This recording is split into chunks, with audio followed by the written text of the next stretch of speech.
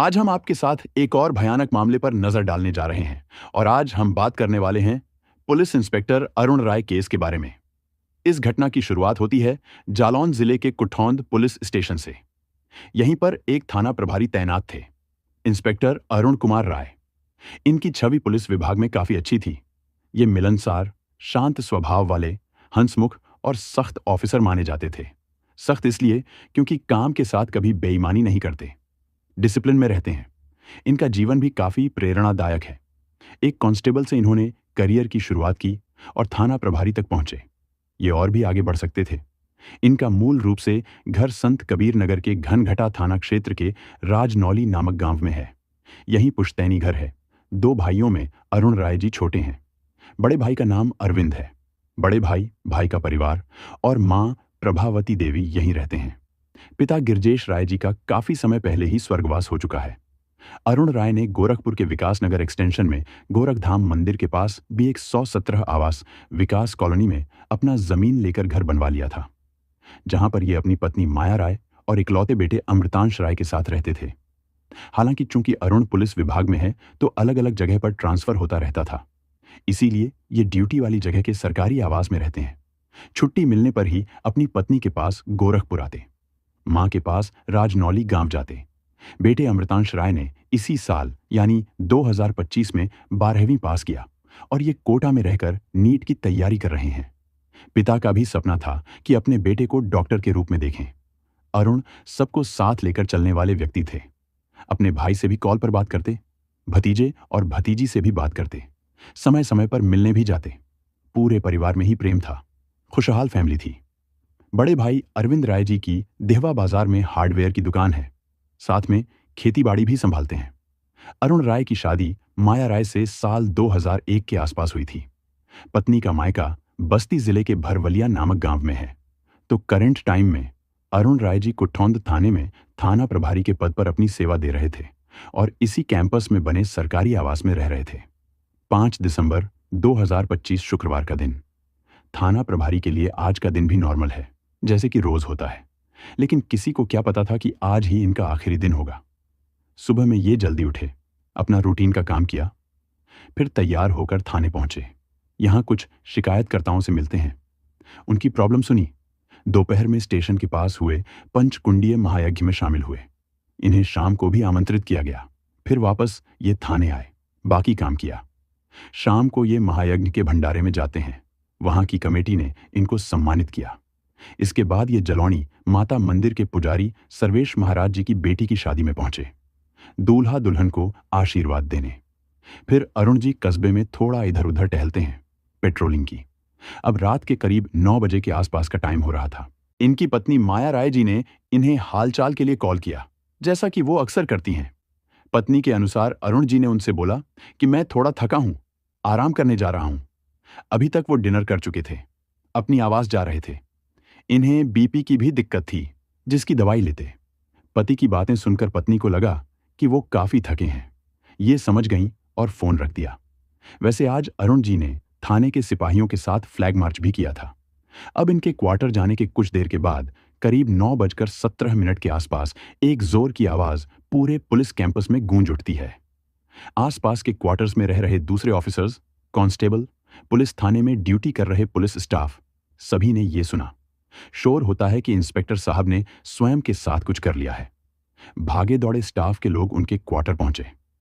Flat का दरवाजा खुला हुआ था, उनके रूम का भी खुला था। जब स्टाफ वहां पर गए तो देखा कि चारपाई पर मच्छरदानी के अंदर सर पड़े हुए हैं। आसपास लाल पदार्थ फैला हुआ है। उनके सीने पर पेट के पास उनकी सर्विस रिवॉल्वर रखी हुई है। लोग समझ गए कि हुआ क्या। सर में चोट का निशान था। वो सर के आर पार होकर दीवार पर जाकर लग गई थी। बिना देरी किए स्टाफ इनको उठाकर स्थानीय स्वास्थ्य केंद्र सीएससी ले गए। डॉक्टर ने इनको उरई के मेडिकल कॉलेज रेफर कर दिया। उधर पूरे शहर में इस खबर को लेकर शोर होता है। कुछ मीडिया के रिपोर्टर्स तक भी इसकी खबर पहुंच चुकी थी। लगभग 9:30 बजे के आसपास उधर गोरखपुर में रह रही पत्नी माया राय तक ये खबर गई कि जालौन के कुठौंद थाने के थाना प्रभारी ने ऐसा कुछ कर लिया है। पत्नी परेशान हो गई और कॉल लगाना शुरू कर दिया। अपने परिवार को भी कॉल करने लगी।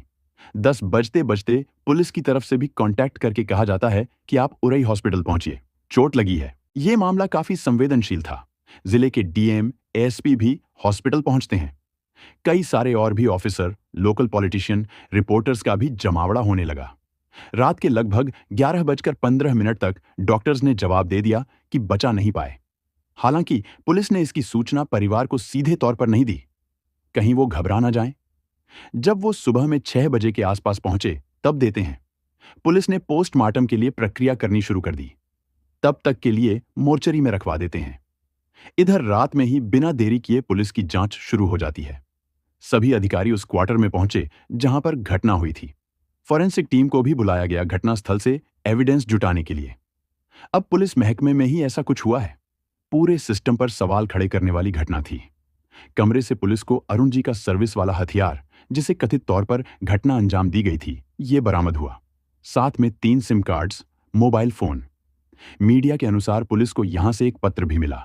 साइंटिफिक तरीके से सब कुछ एग्जामिन किया जा रहा था। किस दिशा में कैसे क्या हुआ होगा, गोली का एंगल क्या था। ये राइट से लेफ्ट की तरफ चली थी और दीवार में लगी। इतना तो साफ हो गया कि बिल्कुल पास से चली। जैसा मामला ये पुलिस को लग रहा था, इतना भी सरल नहीं है। आखिर इस क्वार्टर में कौन कौन आया गया, यहां के आने के कौन कौन से रास्ते हैं। आखिरी बार अरुण जी ने किससे बात की और क्या बात की, किससे संपर्क में थे। हर एक एंगल पर पुलिस जांच करने में जुट गई। क्वार्टर के आसपास कई सीसीटीवी कैमरे भी लगे हुए थे। सब कुछ अरुण जी के क्वार्टर जाने के बाद हुआ था। उसी हिसाब से फुटेज चेक किए जाने लगे। जो स्टाफ पहली बार आए थे, उनसे भी बात किया गया कि आपने क्या क्या देखा था। उनके अनुसार अरुण बिस्तर पर मच्छरदानी के अंदर पड़े थे। उनके पेट पर उनका सर्विस वाला हथियार रखा था। इस चीज को लेकर भी काफी सारे सवाल हैं। क्या अरुण जी उस हथियार को अपने साथ लेकर सोते थे? वो उनके पेट पर कैसे पड़ा था? अगर स्वयं कुछ होता तो कहीं और पड़ा होता। पेट पर कैसे रख पाए होंगे? ऐसा कैसे पॉसिबल है? अगर हथियार कहीं और रखा हुआ था तो मच्छरदानी के अंदर लाकर क्यों चलाया? घर के दरवाजे भी खुले हुए थे। ऊपर से ये ठंड का टाइम है, लोग दरवाजे पहले ही बंद कर लेते हैं। लोग जैकेट, कोट, स्वेटर भी पहन रहे थे। दरवाजा क्यों खुला था? ठंडी हवा आती। बहुत सारे सवाल घर वाले खड़े करने लगे। मीडिया में चलने लगा। अगली सुबह 6 दिसंबर को डॉक्टर्स के पैनल द्वारा पोस्टमार्टम किया जाता है। इसकी वीडियोग्राफी भी कराई गई। अरुण का पूरा परिवार भी यहां पर पहुंच चुका था। वो काफी रो रहे थे, बिलख रहे थे। भतीजे प्रशांत राय ने बताया कि चाचा के 1998 में पहली बार पुलिस लाइन में भर्ती हुई थी। इनकी कांस्टेबल के पोस्ट पर नियुक्ति हुई। चाचा ने मेहनत और ईमानदारी से विभाग में नाम कमाया। 2012 के आसपास इन्होंने विभागीय एग्जाम दिया और सब इंस्पेक्टर बने, यानी दरोगा। 2023 में इनके काम को देखकर प्रमोशन हुआ और ये इंस्पेक्टर बन गए। इंस्पेक्टर बनने के बाद इनकी पहली पोस्टिंग महाराजगंज में होती है। 2024 में लोकसभा इलेक्शन के समय इनकी पोस्टिंग जालौन में हुई। इन्हें मीडिया सेल की जिम्मेदारी सौंपी गई थी। जिला के मीडिया प्रभारी बने। फिर 5 जुलाई 2024 को थाना प्रभारी के रूप में पहली पोस्टिंग कोंच कोतवाली में होती है। वैसे इस कोतवाली में एक कांस्टेबल का जलवा था, दबंग कांस्टेबल, जिसके बारे में आपको आगे बताएंगे। तो अरुण कोंच में लगभग 7-8 महीने रहे। इसके बाद इनकी पोस्टिंग 22 फरवरी 2025 को उरई थाने में हुई। यहां 6-6.5 महीने रहे होंगे। फिर इन्हें 21 अगस्त 2025 को कुठौंद थाने का कार्यभार सौंपा गया। ये प्रभारी निरीक्षक के पद पर तैनात थे। अरुण जी अपने विभाग में काफी जिम्मेदार ऑफिसर माने जाते थे। लोगों से घुल मिलकर रहते हैं। लगभग 10 साल पहले अपनी मेहनत से इन्होंने गोरखपुर में जमीन लेकर मकान बनाया। अपने पुश्तैनी गांव भी जाते थे, मां और भाई से मिलने। गांव के लोगों से भी खुश होकर मिलते थे। पूरे गांव में घूमते, लोगों के घर पर भी जाते। भले ही इतने बड़े पद पर हो, लेकिन कभी भी इसका रौब किसी को नहीं दिखाया। अब इस तरह का आदमी स्वयं के साथ इतनी बड़ी चीज नहीं कर सकता। जरूर इसके पीछे किसी की साजिश हो सकती है, ऐसा परिवार का कहना था। इनका काम भी उसी तरह का है कि दुश्मन बनते रहते हैं, लेकिन कभी किसी के साथ दुश्मनी की बात आई नहीं। परिवार के अंदर भी कभी कोई विवाद नहीं हुआ। मीडिया के अनुसार और भाई अरविंद ने जैसा बताया कि नवंबर में अरुण ने 3 दिन की छुट्टी ली थी और अपने घर गोरखपुर आए थे। 11 नवंबर को गोरखपुर में रहे। वहां से कॉल करके बड़े भाई से बात किया, हालचाल पूछा। डायबिटीज की जांच के लिए भाई को अपने पास भी बुलाया, लेकिन अरविंद जी जा नहीं पाए। फिर 12 नवंबर को अरुण स्वयं अपने पुश्तैनी गांव आए। पूरा दिन यहीं रहे। किसी बात की कोई चिंता नहीं। सबसे मिले जुले हंसी मजाक किया। फिर शाम को वापस गोरखपुर लौट गए। ये बात भी सामने आई कि पुस्तैनी गांव विजिट करने के दौरान अरुण ने अपने बड़े भाई अरविंद, फैमिली मेंबर शिवम राय, अपने जानकार रमाशंकर पांडे और बबलू पांडे, इन लोगों से कुल मिलाकर 5 लाख रुपए उधार लिए। हालांकि इन्होंने क्यों मांगा, किस लिए मांगा, काम क्या था, इसका कोई भी रीजन किसी को नहीं बताते, बस पैसे लेकर चले गए। इससे सवाल उठता है कि क्या अरुण जी को पैसों की तंगी थी? लेकिन चाचा जी दिनेश राय के अनुसार इस समय भतीजे अरुण के पास किसी भी चीज की कमी नहीं थी। यहाँ गांव में मकान है, गोरखपुर में 2-2 कोठियां बना रखी हैं, अच्छी खासी नौकरी है, ठीक ठाक पैसे कमाते हैं, बड़े भाई का बिजनेस है, हार्डवेयर की दुकान है जो अच्छी चलती है, खेती बाड़ी भी है। आखिर किस बात की टेंशन होगी?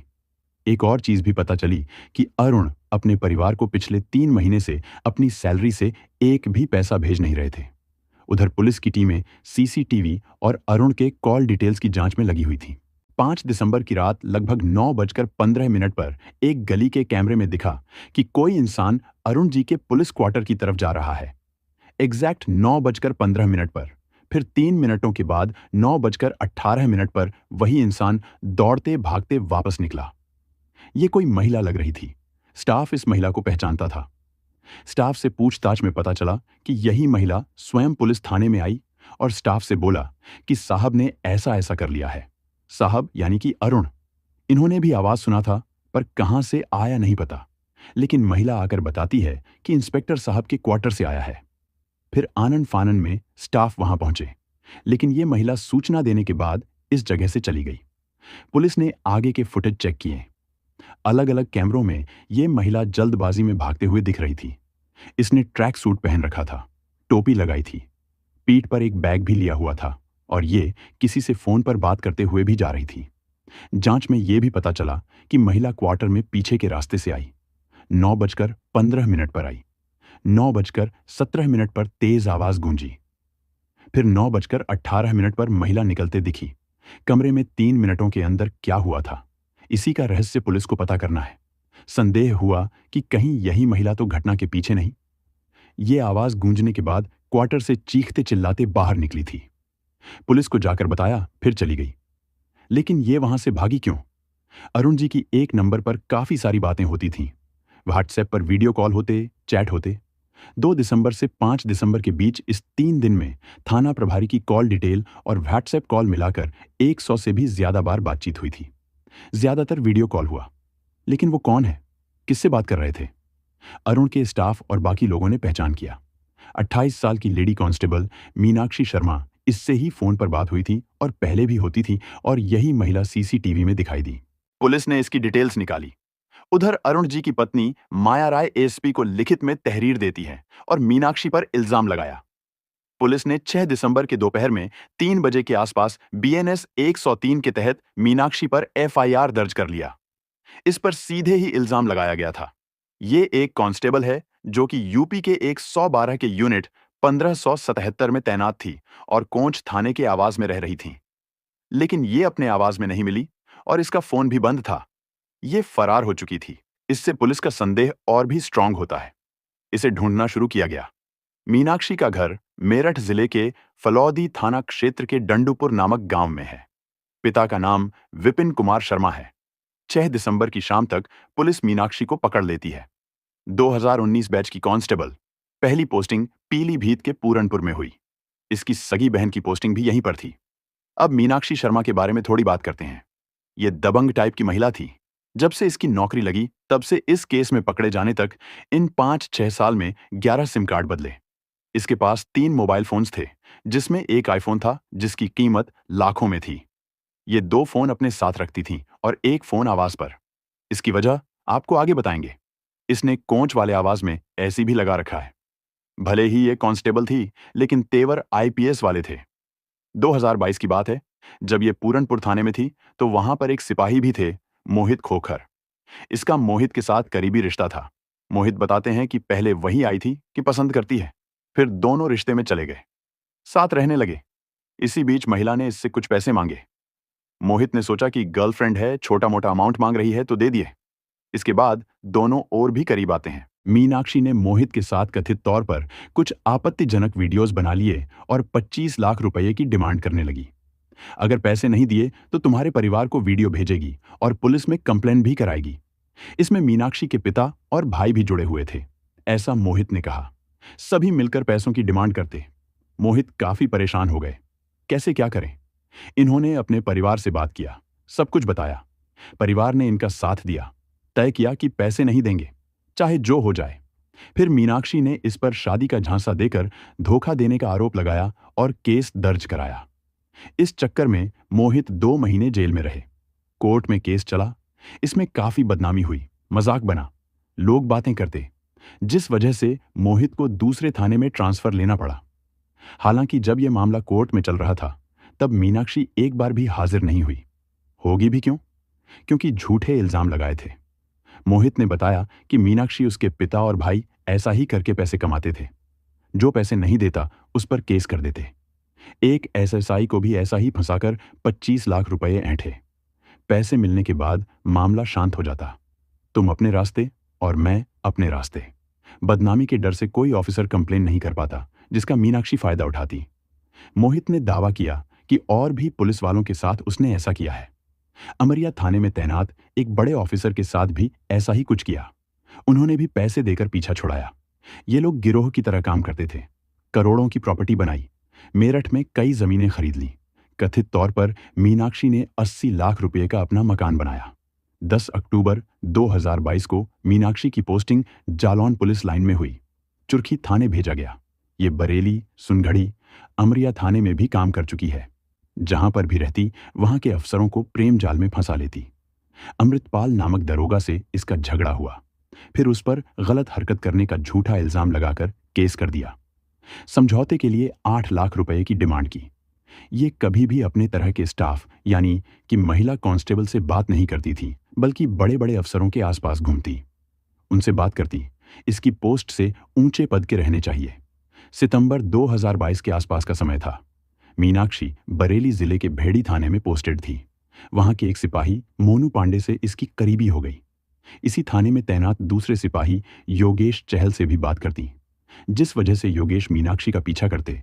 ये चीज मोनू को रास नहीं आता है। लव ट्रायंगल हो गया। महिला सिपाही के लिए 2 सिपाही अपने आवास में झगड़ा कर लेते हैं। दोनों में दुश्मनी हो गई। स्थानीय लोगों ने बीच बचाव किया, मामले को सुलझाया। इसकी सूचना इंस्पेक्टर सत्येंद्र भराना को हुई, लेकिन इन्होंने इस झगड़े को हल्के में लिया। फिर 5 सितंबर 2022 की रात करीब 12 बजे सिपाही योगेश थाने आकर मोनू से मीनाक्षी को लेकर झगड़ा करते हैं।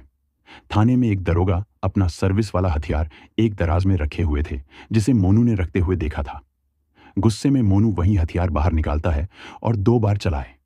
खुशकिस्मती से किसी को कुछ हुआ नहीं। बाकी स्टाफ ने मामला शांत कराया। इसकी सूचना भी इंस्पेक्टर सत्येंद्र भराना को दी जाती है, पर इन्होंने अपने सीनियर्स को कुछ नहीं बताया। मामला दबाने की कोशिश की, लेकिन कहीं से खबर लीक हुई और सीधे एसपी तक पहुंच गई। एसपी ने अपना ऑफिसर भेजकर मामले की जांच कराया। फिर 2 इंस्पेक्टर सत्येंद्र भराना, अनिल कुमार और 3 सिपाही मोनू, योगेश और मनोज, मतलब एक लेडी कांस्टेबल के चक्कर में 5 पुलिस वाले सस्पेंड हो गए। मीनाक्षी की रिपोर्ट भी तैयार करके ऊपर के ऑफिसर तक भेजी गई, जिसके बाद इसका ट्रांसफर जालौन जिले में हो जाता है। यहां भी अलग अलग थानों में दरोगा, इंस्पेक्टर रैंक वाले अफसरों के करीब गई। मीनाक्षी के मोबाइल में पुलिस को ऐसे नंबर मिलते हैं जो दूसरे पुलिस वालों के थे। इसमें कोंच, उरई, नदीगांव, कुठौंद थाने के ऑफिसर्स थे। जब अरुण के साथ घटना हुई, तब मीनाक्षी 10 से 12 पुलिस वालों के संपर्क में थी। उस तरह का संपर्क जो कि दोस्ती के ऊपर का होता है। 14 मार्च 2024 को मीनाक्षी की पोस्टिंग कोंच थाने में हुई, जहां 5 जुलाई 2024 को अरुण राय जी थाना प्रभारी के रूप में आए। मीनाक्षी अब तक दबंग हो चुकी थी। थाने में बिना वर्दी के घूमती, कोई कुछ नहीं बोल सकता। जब मन तब ड्यूटी करती, छुट्टी पर होती, महंगे महंगे कपड़े पहनती। इसे कब ड्यूटी करनी है, कब आराम करना है, ड्यूटी कहां पर होनी चाहिए, सब कुछ इसकी मर्जी से चल रहा था। मतलब इसके ऊपर कुछ ऐसे पुलिस अधिकारियों का हाथ था जो पुलिस स्टेशन चलाने में अहम भूमिका निभाते हैं। कोंच थाने में ड्यूटी करने के दौरान ही अरुण राय और मीनाक्षी करीब आए। ऐसी मीडिया में बातें हैं। मीडिया के अनुसार मीनाक्षी की तैनाती 112 व्हीकल में हुई, जिस वजह से इसको हमेशा ट्रैवल करना पड़ता, वर्दी पहनना पड़ता। अपने महंगे कपड़े नहीं पहन पा रही थीं। फिर कथित तौर पर अरुण जी ने अपने पावर का इस्तेमाल करके मीनाक्षी को वापस बुला लिया थाने में, लेकिन फिर इनका भी ट्रांसफर हो गया। पहले उरई, फिर कुठौंद। अप्रैल 2025 में मीनाक्षी की फिर से 112 में ड्यूटी लगी, यूनिट 1577। इसके बावजूद भी ये कोंच के सरकारी आवास में रहते हुए ड्यूटी करती। जहां भी अरुण का ट्रांसफर होता था, मीनाक्षी इनसे मिलने जाती। इनके पुराने कॉल डिटेल्स, वीडियो चैट का रिकॉर्ड, व्हाट्सएप चैट, सब कुछ पुलिस निकालती है। मीनाक्षी के पास से 3 मोबाइल फोन्स और 4 सिम मिले। अरुण के पास से 3 सिम मिले। मीडिया के अनुसार जब भी मीनाक्षी आपत्तिजनक वीडियोस बनाती थी, तो उसको फोन में ट्रांसफर कर लेती, उस वाले फोन में जो कि घर पर रखती ताकि उसमें सेफ रहे, क्योंकि जो फोन अपने साथ लेकर घूमती थी उसका डर रहता था कि कहीं खो ना जाए। घर वाले फोन में चीजें सेफ रहेंगी। मीनाक्षी के पास अरुण जी के भी कुछ ऐसे वीडियोस थे जिनके बाहर आने पर उनकी बदनामी होती। ये भी सामने आया कि 8 फरवरी 2026 को मीनाक्षी की शादी थी। उसी के खर्चे के लिए अरुण से 25 लाख रुपए की डिमांड कर रही थी। साथ में शादी में खरीदे जाने वाले सामान की भी लिस्ट बनाकर अरुण को दिए कि ये सारे सामान लाकर दो। अरुण काफी परेशान थे। मीनाक्षी ने कथित तौर पर अफेयर की बात को स्वीकार किया, पर यह पैसों के लिए परेशान कर रही थी। इससे इनकार कर दिया और इसने यह भी कहा कि जब ये 5 नवंबर की रात 9 बजे अरुण के क्वार्टर में पहुंची, तो वो पहले से वहां पर लथपथ पड़े हुए थे। जिसके बाद ये तुरंत चीख कर बाहर निकली, लेकिन सीसीटीवी तो कुछ और ही बता रहे थे। ये पहले गई, फिर जोर की आवाज आई, फिर ये चीखते हुए भागी और ये किससे फोन पर बात करते हुए भाग रही थी। उधर परिवार के लोग, अरुण के भाई, सबका कहना है कि अरुण परेशान थे, लेकिन कभी उन्होंने बताया नहीं, डिस्कस नहीं किया। ऊपर से वो जब 20-25 साल की एज में किसी प्यार व्यार के चक्कर में नहीं पड़े, तो अब तो जिम्मेदार आदमी हो गए हैं, शादी हो गई, बच्चा है, फिर ये ऐसा काम क्यों करेंगे? मीनाक्षी की हिस्ट्री देखनी चाहिए कि ये क्या करती थी। मीनाक्षी का पहले से ही प्रेम जाल में दूसरों को फंसाकर लूटने का रिकॉर्ड है। कभी वीडियो बनाकर वसूलती थी, तो कभी झूठे केस करके। कुछ करीबी स्टाफ के लोग बताते हैं कि अरुण जी पिछले 2-3 दिन से काफी परेशान और चिंतित लग रहे थे। पुलिस को भी व्हाट्सएप और सीडीआर में 100 से ज्यादा कॉल रिकॉर्ड मिले। अधिकतम वीडियो कॉल जो कि मीनाक्षी को किए गए थे या फिर उसकी तरफ से आए थे। साथ काम करने वालों के अनुसार पिछले 1 महीने से दोनों के रिश्तों में खटास चल रहा था। पिछली बार दोनों एक साथ छुट्टी लेकर गए थे, कानपुर तक साथ गए। फिर वहां से मीनाक्षी मेरठ निकल गई अपने घर, लेकिन छुट्टी खत्म होने के बाद वापस आते हुए फिर से दोनों कानपुर में मिले और साथ आ रहे थे। पर दोनों में दोबारा बहस हुआ। बात इतनी बढ़ी कि मीनाक्षी इनसे हाथापाई करती है। साथ में पिटाई करते हुए इनका वीडियो बना लिया। इसके चलते अरुण इसे कोंच से 3 किलोमीटर पहले ही छोड़ देते हैं। इस घटना के बाद रिश्ते काफी खराब हो गए। यही वीडियो लेकर मीनाक्षी कहती कि तुम्हारे परिवार और दोस्तों को भेज देगी, तुम्हारी बदनामी होगी। इस केस में दो थ्योरीज बताई जा रही है। एक तो मीनाक्षी से अरुण दूर होना चाहते थे, लेकिन वो पैसों की डिमांड करती, और दूसरी थ्योरी है कि साथ रहना चाहते थे, तभी उस पर खूब पैसे उड़ाते। 3 महीने की सैलरी घर पर नहीं पहुंची। मीनाक्षी ने हाल के समय में 3 लाख रुपए का हार खरीदा था। आईफोन चलाती। बातें उठ रही हैं कि वो पैसे अरुण ने दिए थे। नवंबर में मीनाक्षी की सगाई थी। 1 नवंबर को इसने विभाग में छुट्टी का एप्लीकेशन दिया। 10 नवंबर तक छुट्टी पर रही, फिर ड्यूटी ज्वाइन किया। लेकिन 17 नवंबर को वापस से 6 दिन की छुट्टी के लिए आवेदन दिया, जो कि 23 नवंबर को खत्म होनी थी। लेकिन 23 नवंबर के बाद भी ये अनुपस्थित रही, ड्यूटी पर नहीं आई। ये भी बात उठी कि अरुण चाहते थे कि मीनाक्षी शादी ना करें, इसीलिए उस पर खूब सारे खर्च करके उसको मना रहे थे, उसको चीजें खरीद कर देते हैं। कुछ मीडिया रिपोर्ट्स के अनुसार मीनाक्षी पहले से ही शादीशुदा है, लेकिन इसका पति उम्र कैद की सजा काट रहा है और ये दूसरी शादी कर रही थी, जो कि नवंबर 2025 में सगाई हुई और 8 फरवरी 2026 को शादी की डेट थी। अब ये दूसरी शादी की बात कितना सच है, इसकी पुष्टि नहीं। अरुण चाहते थे कि मीनाक्षी इनके साथ बर्थडे मनाए। 2 दिसंबर को मीनाक्षी का बर्थडे था, पर यह मेरठ जाकर परिवार के साथ बर्थडे मनाती है। व्हाट्सएप पर स्टेटस लगाया, जिसे देखकर अरुण काफी नाराज हुए। इसके बाद से कॉल पर कॉल होने लगे, वीडियो कॉल किए गए। 5 दिसंबर की शाम को मीनाक्षी एक सिपाही अंकित मलिक के साथ बाइक से मेरठ से कुठौंद पहुंची। यहां सिपाही इसको ड्रॉप करके अपने थाने चले गए। मीडिया के अनुसार मीनाक्षी अरुण से कॉल पर बात करते हुए आई थी कि इसकी वर्दी इसको दे दो, ये वापस चली जाएगी, वही लेने के लिए आ रही है। लेकिन वो काफी गुस्सा थे। जब ये वहां पर गई तो झगड़ा हुआ। पीछे के रास्ते से गई थी, जहां पर अंधेरा था। कोई देखे ना। अरुण ने दरवाजा बंद कर लिया, लेकिन मीनाक्षी दरवाजे पर पैर से ठोकर देती है, जिससे दरवाजा खुल गया। फिर दोनों में काफी बहस होता है। अरुण ने कहा कि ये जीवित नहीं रहेंगे। फिर मीनाक्षी ने उनको उल्टा जवाब दिया कि बोलो मत करके दिखाओ। फिर इसके सामने ही उन्होंने ऐसी घटना अंजाम दे दी।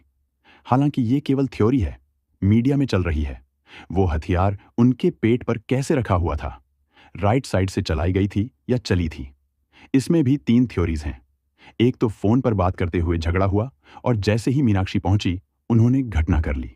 दूसरा, वहां पर झगड़ा हुआ और सामने घटना किया। और तीसरा कि इसमें कोई और भी शामिल हो सकता है जिसने मीनाक्षी के साथ मिलकर किया। लगा कि वो सिपाही अंकित मलिक तो नहीं जो कि मीना को ड्रॉप करने के लिए आया था। पुलिस ने उसकी जांच की, लोकेशन, सीडीआर निकाले, सब कुछ देखा, पर उसका रोल नहीं मिलता है। सीसीटीवी कैमरे में भी वो नहीं दिखा, केवल मीनाक्षी ही दिखी। घटना के बाद मीनाक्षी यहां से चीखते हुए निकली, पुलिस को बताया, फिर यहां से भागी। कॉल पर ये अंकित को बता रही थी कि ऐसा ऐसा हुआ है। फिर ये उड़ई गई।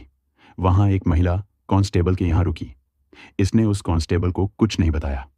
इसने अपने फोन से अरुण से जुड़े हुए सभी कॉल्स, चैट्स डिलीट किए, इरेज किए।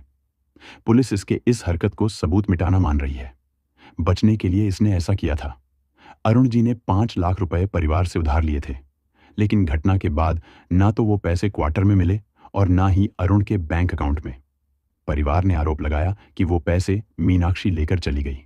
हाल ही में उसने 3 लाख रुपए का हार खरीदा, आईफोन लिया। मीडिया के अनुसार शायद उन्हीं पैसों से ली हो या फिर पहले ही लेकर बाद में उन्हीं पैसों से पेमेंट किया हो। आखिर ये पिछले 10-12 दिन से ड्यूटी पर क्यों नहीं आ रही थी? मीडिया के अनुसार इसकी पोस्टिंग एक 112 में हुई थी, जहां वर्दी पहनना पड़ता। इसको ये काम पसंद नहीं था। इसे आरामदायक काम चाहिए, इसीलिए बार बार छुट्टी लेकर अधिकारियों से ट्रांसफर के लिए चक्कर लगाती। जब छुट्टी नहीं मिलती तो अनुपस्थित हो जाती। वाहन प्रभारी ने इसके खिलाफ कंप्लेन भी किया है कि बिना बताए नहीं आ रही है। 7 दिसंबर को अरुण जी को उनके पुश्तैनी गांव ले जाया गया। गांव के बिरहर घाट पर अंतिम संस्कार हुआ। बेटे अमृतांश ने मुखाग्नि दी। इन्हें पुलिस द्वारा गार्ड ऑफ ऑनर भी दिया गया। सम्मान के साथ सारी प्रक्रिया हुई। घर में सभी लोग बहुत दुखी थे। पत्नी तो पति के चेहरे को देखते ही 3 बार बेहोश हो गई थी। परिवार ने पत्र लिखकर अरुण के सरकारी क्वार्टर से उनके सामान ले जाने की इजाजत मांगी। पुलिस की निगरानी में सामान ले गए। मीनाक्षी जब अरेस्ट हुई तब इसने वही ट्रैक सूट पहना हुआ था जो कि कैमरे में पहने हुए दिखी थी। 7 दिसंबर को इसको प्राइवेट कार से कुठौंद के प्राथमिक स्वास्थ्य केंद्र ले गए मेडिकल कराने के लिए। इसी दिन कोर्ट में भी पेश किया गया। शाम के 4:40 पर 25 मिनट कोर्ट में रही।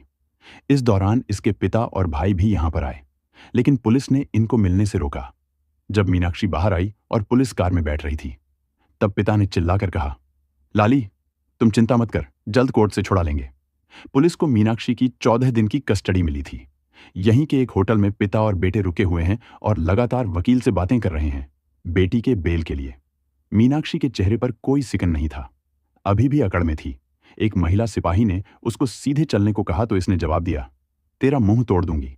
कोतवाली प्रभारी हो या फिर दरोगा, कोई कुछ मीनाक्षी को बोले तो ये चुटकी बजाकर कहती थी, 2 मिनट में निपटा दूंगी। एक बार एक दरोगा ने इसको ड्यूटी दी, पर इसने कहा कि किसी और को भेज दो। इससे दरोगा काफी गुस्सा हुए और खरी खोटी सुनाया। फिर मीनाक्षी ने भी चुटकी बजाकर कहा कि निपटा दूंगी। फिर दरोगा और भी भड़क गए। आगे मीनाक्षी दरोगा के खिलाफ बड़े अधिकारियों को शिकायत कर देती है। जितने भी ऑफिसर्स इसके शिकार हुए थे वो भी कड़ी कार्रवाई की मांग कर रहे हैं। इसकी प्रॉपर्टी की भी जांच होनी चाहिए। 8 दिसंबर को एसपी के निर्देश पर 5 मेंबर की एसआईटी बनाई गई जो इस केस की जांच करेगी। 9 दिसंबर की सुबह 11 बजे मीनाक्षी के पिता और भाई जेल में इससे मिलने के लिए पहुंचे। 20 मिनट तक इससे बात की।